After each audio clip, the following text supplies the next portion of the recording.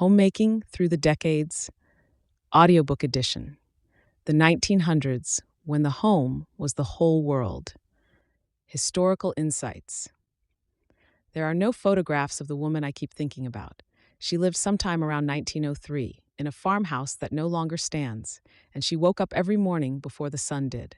I don't know her name, but I know her day. The 1900s homemaker was running an operation, not a household in the gentle modern sense. An operation. Before a single member of her family opened their eyes, she had already stoked the wood stove, drawn water from the well, and set the kettle to boil. By the time the children tumbled downstairs in their night clothes, breakfast was already being thought through, and the day's work was already ordered in her mind with the precision of someone who understood that nothing happened by accident. She lived without electricity in most rural homes, without running water, without a refrigerator, a telephone, or anything that we would recognize as convenient. And yet the households she ran were not chaotic. They were ordered, purposeful, and warm, because she made them that way through daily skill and daily labor that has never been adequately recognized. What she knew would fill a library. The exact temperature of a properly set jam, how to tell if bread dough has proofed enough, press a finger into it, which herbs treated which ailments, how to stretch a small cut of meat across 4 people without anyone feeling deprived, when to plant, when to preserve, when to mend, and when, rarely but necessarily, to rest. She was running an operation, not a household in the gentle modern sense, an operation. The early 20th century was a world in transition. The Industrial Revolution had reshaped cities, but most American families still lived in rural areas, dependent on land and seasons and the labor of their own hands. Electricity was reaching city homes, but had not yet arrived in most farmhouses. The telephone existed, but was rare. The automobile was a novelty that most families would not own for another decade. Against this backdrop, the homemaker's work was not merely domestic, it was industrial. She processed raw materials into usable goods. She managed a food supply that would last through winter. She ran a household that functioned, often without any of the infrastructure we take for granted, through daily skill and daily effort applied without interruption. The women's suffrage movement was gaining momentum in these years. Women's clubs were forming across the country, and homemakers were beginning to share knowledge, advocate for better conditions, and recognize in each other the expertise that the larger world had not yet chosen to acknowledge. But in the home itself, the work went on as it always had, before dawn, after dark, every day without exception. Practical homemaking guides. The 1900s homemaker did not have a home management book. She had her mother, her neighbors, and the accumulated knowledge of women who had done this work before her. What she knew was practical, specific, and hard-won. Her kitchen was the engine of the household. The wood stove required constant attention. Too little wood and the fire went out, too much and the heat became unmanageable. Learning to bake in a wood stove oven without a temperature gauge required years of practice. The feel of the dough, the color of the crust, the smell of something nearly done, these were her instruments, the weekly work rhythm. The week had a structure that was almost liturgical in its regularity. Monday was wash day. All laundry boiled, scrubbed on the washboard, wrung by hand, and hung on the line. Tuesday was ironing day, everything pressed while still slightly damp, because damp fabric yielded to the iron and dry fabric fought it. Wednesday was for mending and darning. Nothing was thrown away if it could be repaired, and a good homemaker could darn a sock so neatly you could barely find the mend. Thursday brought churning, baking, and general kitchen work. Friday was deep cleaning of the house, every room gone over with a thoroughness that we might find exhausting today. Saturday was for marketing, baking for Sunday and preparation, and Sunday was for rest and church, a lighter day if possible, the lightest day of the week, which tells you something about every other day. Preservation was a year-round occupation. The summer garden produced more than any family could eat fresh, and the surplus had to be put up, canned in glass jars, dried, pickled, or stored in the root cellar to feed the family through winter. A homemaker who preserved well would have a cellar lined with jars by October. tomatoes, beans, corn, pickles, jams, fruit preserves, cured meats, dried herbs. Row after row of glass jars, each one representing hours of labor and days of planning. Her cellar was her insurance policy against winter. Water management was a daily calculation. Without running water, every drop used had to be carried, from the well, the rain barrel, or the creek. Hot water for washing required heating on the stove. The laundry copper, which held several gallons, had to be filled bucket by bucket and heated over its own small fire. This is why Monday was wash day. The whole morning, and sometimes the whole day, was required just to get the family's clothes clean. Essential 1900s kitchen skills. The skills required to run a 1900s household were not simple or quickly learned. They included bread making by hand, without a mixer, from scratch, knowing the dough by feel rather than by recipe, butter churning from fresh cream by hand, which could take an entire morning if the cream was in the wrong mood, jam and preserve making, reading the set without a thermometer, judging doneness by the way the jam sheeted off a spoon, soap making from rendered lard and lye, herb drying and medicinal preparations, root cellar management, including temperature, ventilation, and careful organization so nothing froze or rotted, fire management in a wood stove, poultry raising and processing, sewing, mending, and darning, candle and lamp maintenance, and weaving through all of it was the daily labor of cooking 3 meals from scratch for a household that depended entirely on her skill. Lifestyle and well-being. There is a tendency to romanticize the 1900s homemaker and an equal tendency to pity her. Both responses miss the truth of her life. The physical labor was real and demanding. 16-hour days were not unusual. The work was heavy: laundry, lifting, hauling water, churning, in a way that modern housework simply is not. Injuries were common. Rest was scarce. The toll on the body accumulated across years and decades in ways that shortened lives. But life had textures that are harder to find now. The day had a rhythm, tasks following each other in a sequence that made sense, governed by season and weather and the natural logic of what needed doing. The food she made was made entirely by her own hands, from ingredients she understood completely. The connection between labor and result was unbroken. There was no ambiguity about whether she had contributed. The evidence was on the table at every meal. Community was built into the structure of daily life in a way it rarely is today. Neighbors shared labor, barn raisings, quilting bees, harvest help. Women gathered not for socializing as a separate activity, but because the work brought them together. The quilting circle was also the place where information and support circulated. The church social was also the place where the newcomer was welcomed and the struggling family was quietly helped.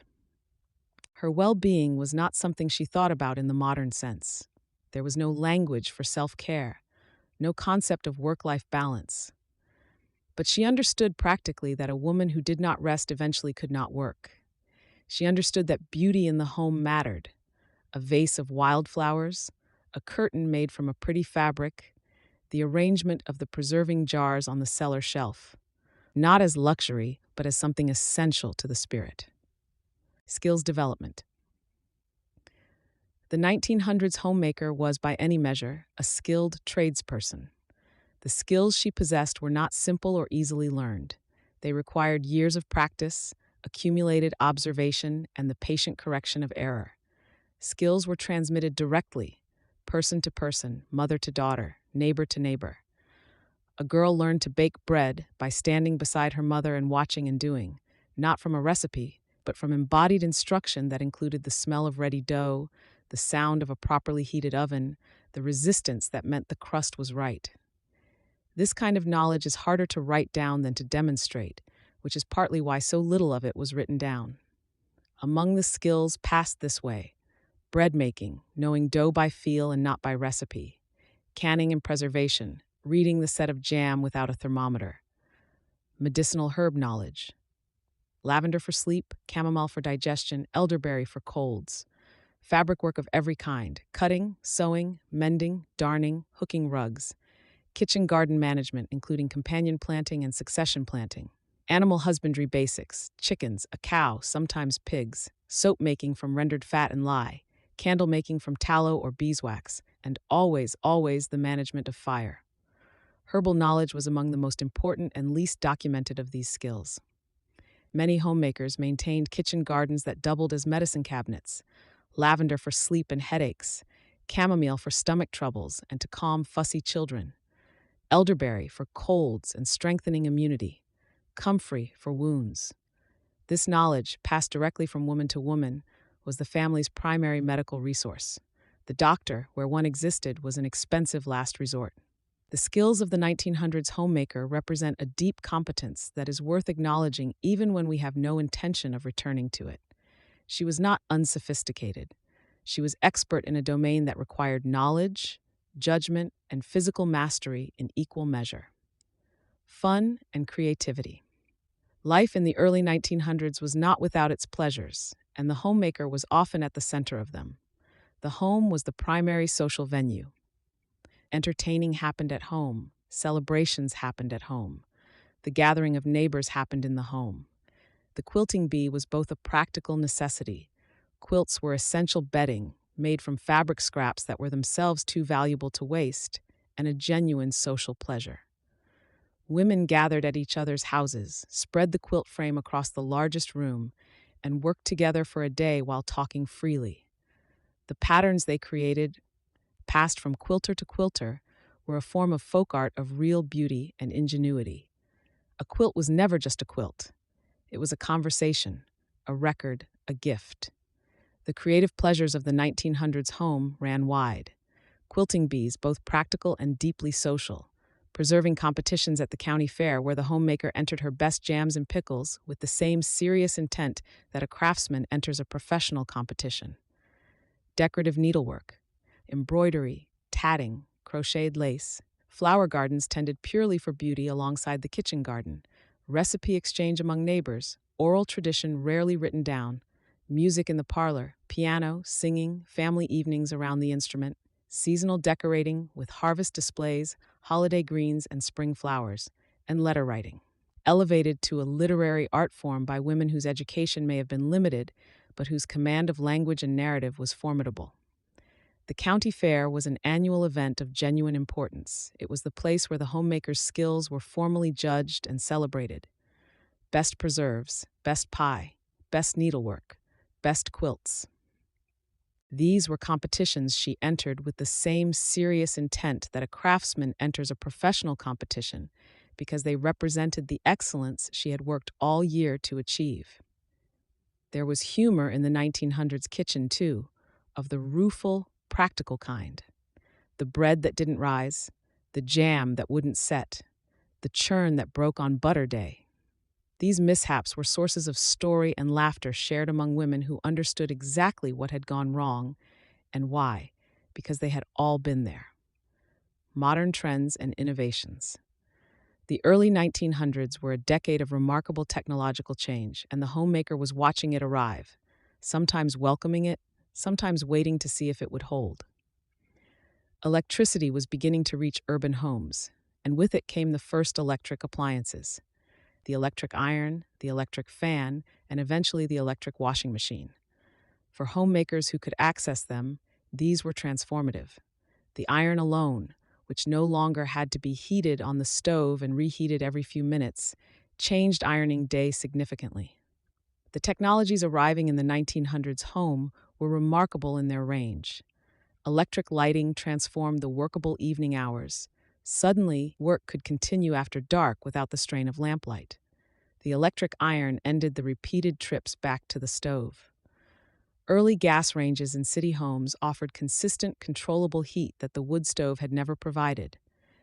The icebox, a wooden cabinet with a compartment for a block of ice delivered by the iceman, was beginning to change how perishable food was stored.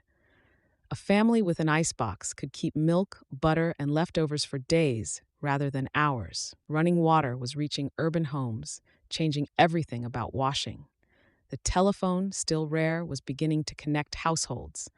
The automobile, a novelty in 1900, was slowly becoming a reality. And canning jars with reliable rubber seals were improving home preservation in ways that would matter enormously for generations.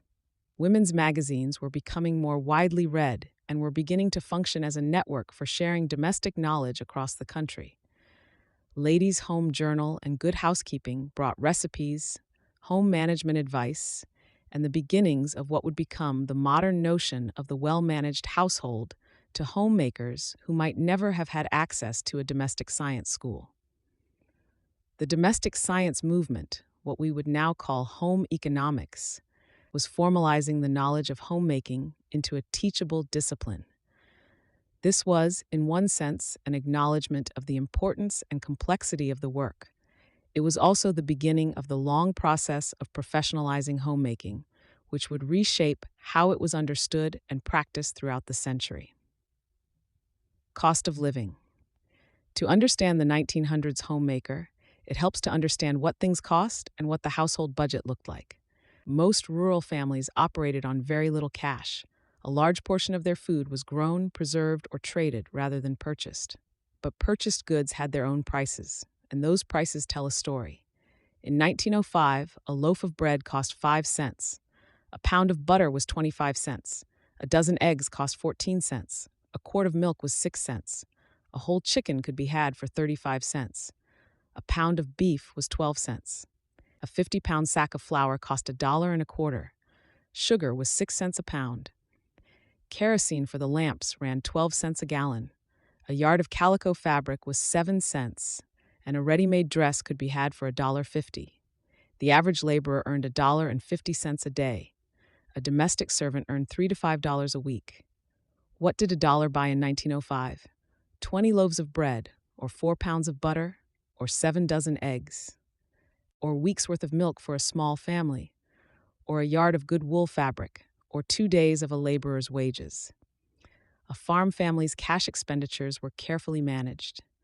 The homemaker who could stretch $1, who could feed her family on what the farm produced, supplement with careful purchases, and avoid waste in any form, was providing real economic value that has historically gone uncalculated. The saying, "Use it up, wear it out, make it do, or do without," was not a slogan in the 1900s. It was a description of how daily life actually worked. Fabric scraps became quilt patches. Rendered fat became soap. Stale bread became bread pudding. Chicken bones became stock. Nothing that could be used was wasted, because waste was a form of financial loss the family could not afford. The economic contribution of the 1900s homemaker, measured in goods produced, labor provided, waste prevented, and family needs met, was substantial and entirely unpaid. If her work had been paid at even the lowest wage of the period, it would have represented a significant portion of the household income. This was understood informally, if not formally. The homemaker's competence was her household security. Community building and culture. The 1900s homemaker lived inside a network of women. This network was not voluntary in the modern sense. It was structural. The work of the household required community because no single family could do everything alone. The well is a long walk, but each trip is worth it for the laughter and warmth at the dinner table.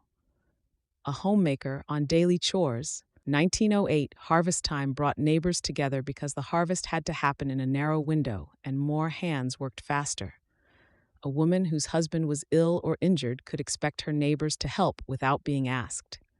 New mothers were supported with meals and childcare. The exchange of labor was informal and unrecorded but reliable, the social contract of the rural community.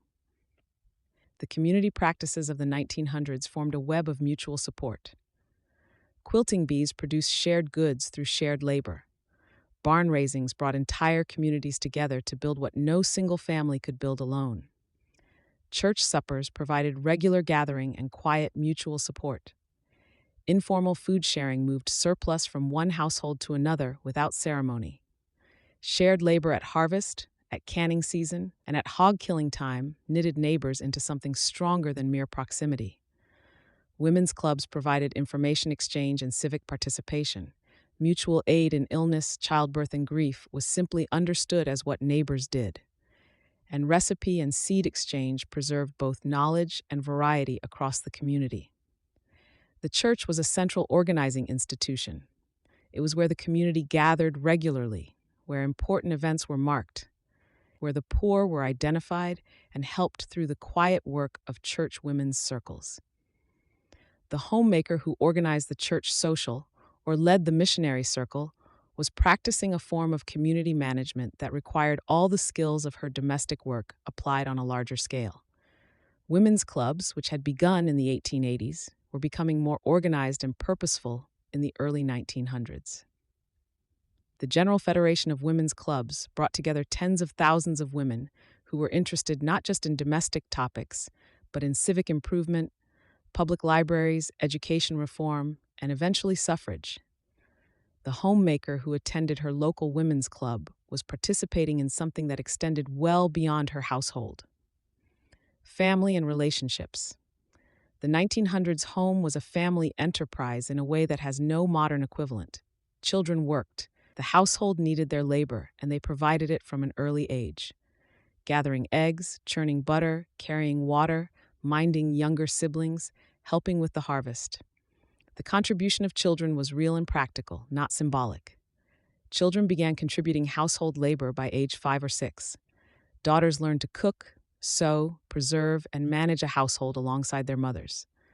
Sons learned farming, animal care, and physical maintenance alongside their fathers. The table was the family's daily gathering place, missed rarely. Evenings were family evenings, schoolwork by lamplight, sewing, reading aloud from the Bible or from whatever books the household possessed. Grandparents frequently lived with or near the family, providing not just another pair of hands, but the living transmission of knowledge across generations. Extended family networks provided labor, support, and continuity. And marriage was understood as an economic as well as a personal partnership. Both adults needed to be competent in their domains for the household to function. The relationship between a 1900s mother and her children was shaped by this shared labor. They worked alongside each other, and in working together, knowledge passed. Not just practical knowledge about how things were done, but the larger understanding of what mattered and why. Plaversent. A child who had helped preserve 40 quarts of tomatoes understood in her body what winter preparation meant. Marriage in the 1900s was a practical partnership as well as a personal one. The farm or household required the labor of 2 adults, and the division of that labor was understood from the outset. The man's domain and the woman's domain were distinct but interdependent. The household could not function well without competence in both. The homemaker's relationship with her husband was conducted primarily through work, through the meals prepared, the household maintained, the children raised, the accounts kept, and the 100 small acts of care and attention that constitute a life together. Seasonal and thematic homemaking. The 1900s homemaker lived by the seasons in a way that modern life has largely dissolved. The garden determined what was eaten. The weather determined when laundry could be done. The harvest set the autumn work calendar. Winter meant different tasks than summer. Spring meant planting. Fall meant preserving. The seasons were not background, they were the structure of the year. Spring brought renewal and planting. As soon as the ground allowed, the kitchen garden went in. Spring cleaning meant a thorough airing and scrubbing of the whole house, windows thrown open, curtains washed and rehung, every surface gone over. Winter bedding was washed and stored, and lighter bedding brought out. The first foraging began. Early greens, spring herbs, morel mushrooms for the lucky few who knew where to look. Soap making was a traditional spring task now that the cold of winter had passed and the rendering and boiling could be done outdoors. Seeds were saved and traded with neighbors, preserving variety and building the social fabric of the community. Summer brought abundance and the preservation race. The garden harvest was in full force, requiring daily picking and processing. Canning began in earnest. Tomatoes, beans, corn, and fruit. Jam and jelly making used the summer's berries and fruit. Herbs were harvested and hung to dry. Butter making increased with peak dairy production. And county fair preparation occupied her competitive instincts, entering competitions, preparing her best work for formal judgment. Autumn was for putting by and preparation. The major canning and preservation work happened now. The cellar must be full before winter, and full it would be if she had anything to say about it. Root vegetables were harvested and stored. Apple pressing produced cider and vinegar. Hog killing was an annual community event that produced salt pork, lard, and sausage to last through winter. Wool spinning and winter textile preparation began, and preparations for winter included stacking fuel, installing storm windows, and adding whatever insulation was available. Winter brought a slower pace, not an idle one, but slower. Daily bread still needed baking. Meals still needed cooking. Cleaning continued. But the urgency of the outdoor seasons had eased, and winter was for mending and sewing, working through the accumulated repairs of the year. Planning next year's garden from the seed catalogs that arrived by mail. Holiday preparations with special baking and decorating with natural materials. Letter writing and maintaining the connections that geography made difficult. And reading and family evenings by lamplight, which were the decade's closest thing to entertainment. Homemaking and personal growth. The 1900s homemaker was not, by our current understanding, practicing self-improvement or personal development. But the work she did required and produced genuine growth of character, patience, persistence, creativity under constraint, the capacity to sustain effort across days and weeks and seasons without visible reward. Learning was embedded in the work. Every failed batch of jam taught something. Every successful preservation of a tricky fruit was a skill earned. The homemaker who had been making bread for 20 years was not doing the same thing she did on the first day. She was doing it better, with a deeper knowledge, with a fluency that had come only from sustained practice. The character developed through 1900s homemaking was substantial. Patience was learned through bread making, through preserving, through raising children. Problem-solving developed through making do when the expected ingredient wasn't available.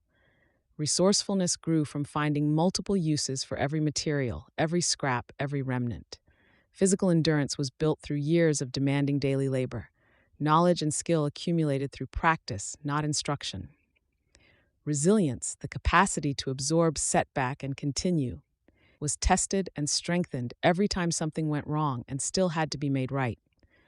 Community intelligence, the ability to read the needs of others and respond, was cultivated through years of mutual dependence.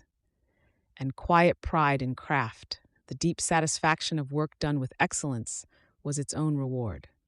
The women's suffrage movement, which the 1900s homemaker was living through, was in part an argument about exactly this, that the competence and contribution of women in domestic life was evidence of their capacity for participation in civic life.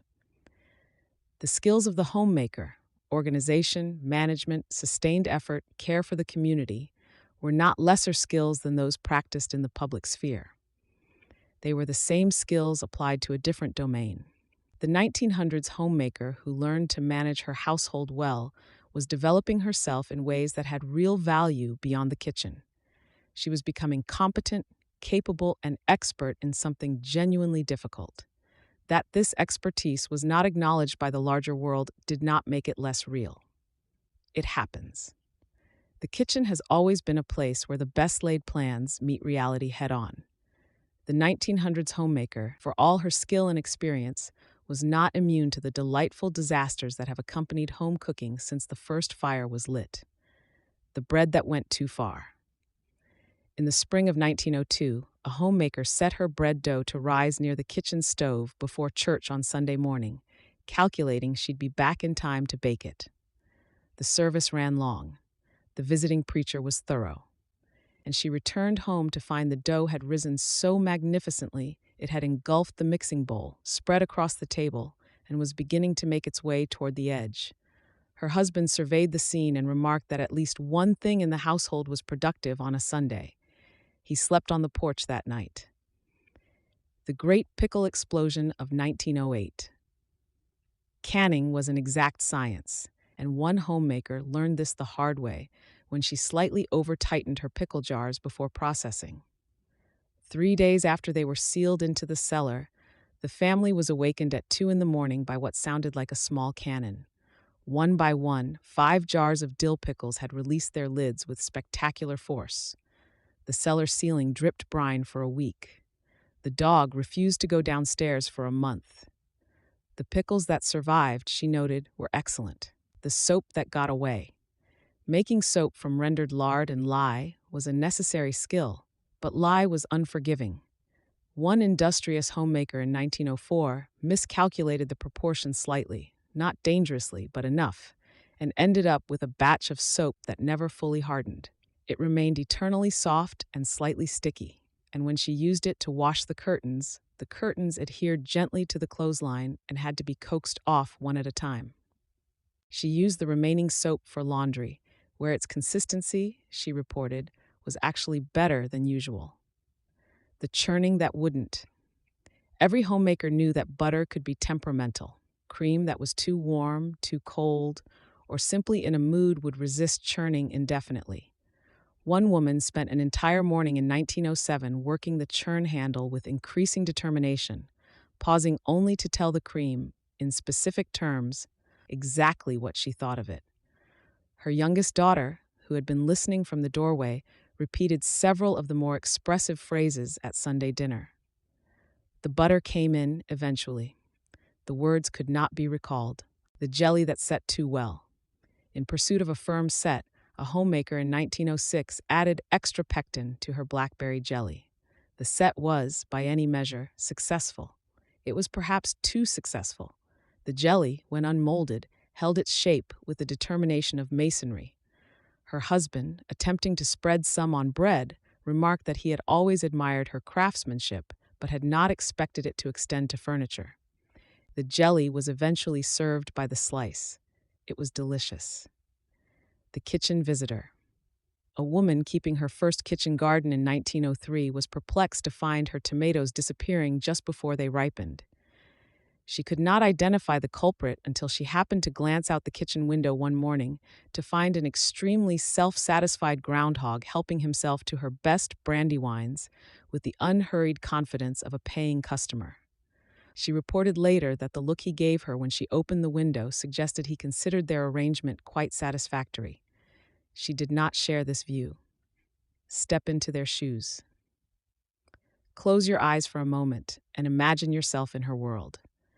It is Monday, the 3rd of October, 1904. You are 31 years old, and you have been awake since 4:15. The kitchen is warm now. You rebuilt the fire when you came downstairs, and the wood stove has been drawing well in the cool air. Outside, it is just beginning to get light over the east field. The smell of coffee, real coffee, a luxury you allow on Mondays because Monday is wash day, and wash day requires everything you have, fills the kitchen. You pour a cup and stand at the window for exactly the amount of time it takes to drink it, looking at the garden where the last of the beans are ready to pick. You note this. This afternoon, if there is time, you will pick them and start them soaking for preservation. But first, the laundry. The copper is already heating on the back kitchen fire that you started before your coffee. You can hear it working from here. Your husband has gone to the barn. Your eldest daughter, 12 and competent beyond her years, is getting the younger children up and dressed. In 20 minutes, they will come downstairs, and you will feed them. Oatmeal, bread from Friday's baking, a cup of milk each. And then the older ones will walk to school, and the youngest will stay with you, and the day will begin in earnest. You think through the laundry as you refill your coffee cup. Whites first. The sheets and pillowcases, the children's underclothes, your aprons. Then the colored things. Then your husband's work clothes last when the water is darkest. 3 loads, maybe 4. The line is long enough if you overlap the sheets. You will need to make 3 trips with the basket. While the first load boils, you will check the chickens and the kitchen garden. The 3-year-old will follow you. She always follows you. You have stopped minding this. Her presence is a kind of company, even when she is mostly underfoot. This is your life. It is work, almost all of it, from the moment you rise until the moment you allow yourself to stop. But it is also this kitchen, warm in the October morning. This smell of coffee and wood smoke. These children upstairs, alive and fed and growing. This farm, which is yours as much as anyone's, held together by your daily labor and your daily love. You set down your cup. The first load of laundry is ready. Her day, October 1904, 4:15 in the morning. Rise, dress in the cold, rebuild the kitchen fire. 4:30. Fill the kettle and start the back kitchen fire under the laundry copper. By 5 o'clock, the first cup of coffee at the kitchen window, the one moment of stillness before the day begins in earnest. 5:30. Gather and sort laundry. The first load goes into the copper. 6 o'clock. Children awake, breakfast served, oatmeal, bread, milk. 6:45. Husband to the fields, older children walk to school. 7. Laundry scrubbing begins on the washboard. 8. First load wrung and carried to the line. 8:30. Feed chickens, check the kitchen garden, note the late beans that need picking. 9. Second load in the copper, start the bread sponge. 10. Second load to the line, third load started. 11. Bread dough formed, set to rise near the stove. 11:30. Third load wrung and hung. Begin dinner preparation. Noon. Dinner on the table. Bean soup, cornbread, pickled cabbage. 1. Dishes done. Bring in the first load of dry laundry. 1:30. Ironing begins. Wash day and iron day run together in the afternoon. 3. Bread punched down, shaped, second rise. 4. Bread in the oven. Children home from school. 5. Bread out of the oven. Begin supper preparation. 6. Supper. Bread, butter, leftover soup, dried apples. 7. Children's lessons by lamplight. Mending 8:30. Prayers. Children to bed. 9 o'clock. Final kitchen tidy. Bank the stove. Bed. Recipes from the 1900s. These recipes come from the 1900s kitchen.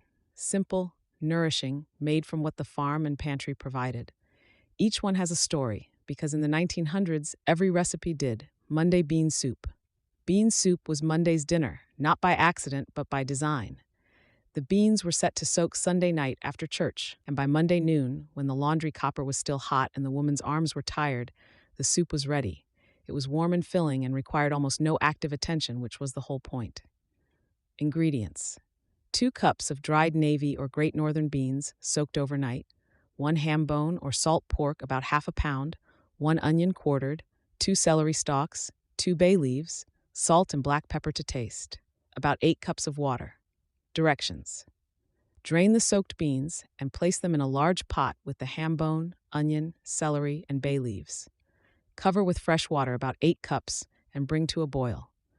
Reduce the heat, cover loosely, and simmer for 2 to 3 hours until the beans are completely tender. Remove the ham bone, strip any meat and return it to the pot, and remove the vegetables and bay leaves. Mash some beans against the side of the pot to thicken the soup. Season generously. Serve with cornbread, farmhouse white bread.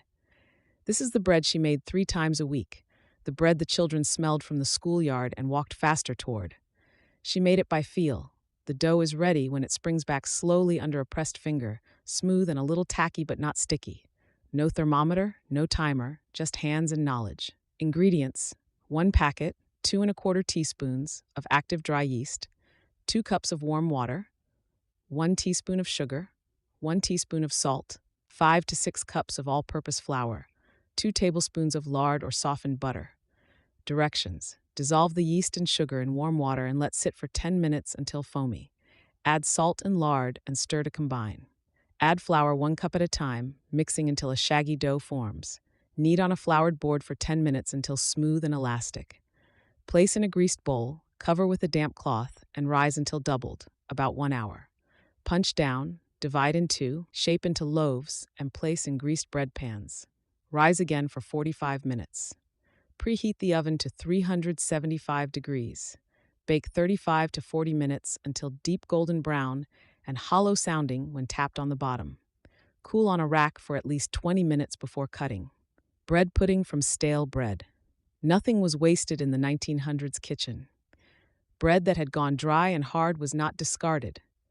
It was soaked in a custard mixture, baked until golden, and served warm as a dessert or a hearty breakfast. This recipe transforms something humble into something genuinely delicious. Constraints produce creativity, and creativity produces comfort. Ingredients: 4 cups of stale bread, torn into chunks, 2 cups of whole milk, 3 eggs, half a cup of sugar, 1 teaspoon of vanilla extract, 1 teaspoon of cinnamon, a 1/4 teaspoon of nutmeg, 2 tablespoons of melted butter. Raisins or dried fruit optional. Directions: preheat the oven to 350 degrees and butter a 9x9 baking dish. Place the bread chunks in the dish. Whisk together the milk, eggs, sugar, vanilla, cinnamon, nutmeg, and melted butter. Pour the mixture evenly over the bread and press down gently to submerge. Soak for 15 minutes. Scatter raisins over the top if using. Bake 45 minutes until set in the center and golden on top. Serve warm, plain, or with a pour of heavy cream. What we learned, and what we still use today. The 1900s homemaker is not someone we can or would want to be. Her life was hard in ways that were not romantic, and the technological improvements that came after her were genuine improvements. Running water is better than carrying water. Electric stoves are easier to use than wood stoves. Refrigerators are better than root cellars. But she knew things that were worth knowing. She practiced skills that are worth practicing. And she held an attitude toward the home as a place that required real attention and real skill, and that was worth caring for with excellence. That is worth recovering. Lessons from the 1900s. We still use today. Keep a weekly pantry inventory. The 1900s homemaker never bought what she already had, because buying what you already have is a waste, and waste was something she could not afford. Designate one day a week as a use-it-up day. Build a meal entirely from what's already in your kitchen. The discipline of using what you have before buying more is both economical and clarifying. Try making bread from scratch once. The physical sensation of working dough with your hands is something you cannot understand from a recipe. It has to be felt. Grow one thing you can eat. One pot of herbs on a windowsill counts. The connection between growing and eating changes how food tastes. Practice the evening kitchen reset. Leave your kitchen clean every night before bed. It is the gift you give yourself at 6 the next morning. Learn to preserve one thing each summer: jam, pickles, or dried herbs. Start small. Write down your household accounts for 1 month. The clarity it provides is genuinely useful, regardless of income. Share labor with someone. Make something together with a neighbor or friend. Take the seasonal approach to your home. What needs doing now in this season with what you have? Honor the work of the home as skilled work. It is, and it always has been. The woman who woke before 4:30 in that farmhouse in 1903 would not recognize most of our lives, but she would recognize this: the care that goes into a good meal, the satisfaction of a clean kitchen at the end of a long day, the warmth of a home that has been genuinely tended to by someone who understood that tending was worth doing well. That continuity is the thread that runs through all 12 decades of this book. It runs through her hands and ours, across the century that separates us. The work of the home is worthy of excellence. It always has been.